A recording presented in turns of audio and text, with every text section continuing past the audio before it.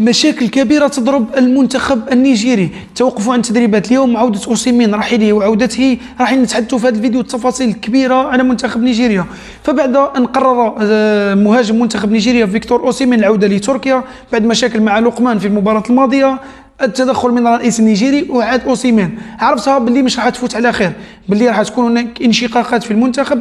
اللاعبين اليوم رفضوا انهم يروحوا يتدربوا بحجه ما نالوش المستحقات تاعهم من الاربع مباريات السابقه في كاس افريقيا، وما تدربوش اليوم بالفعل، ورفضوا انهم يتنقلوا لمراكش غدوه. قالوا لهم كون ما نسلكوش في المستحقات تاعنا غدوه رانا واحد فينا ما راح يروح يلعب ضد منتخب الجزائر يوم السبت. يعني مشاكل هذه راهي في صالح المنتخب الوطني.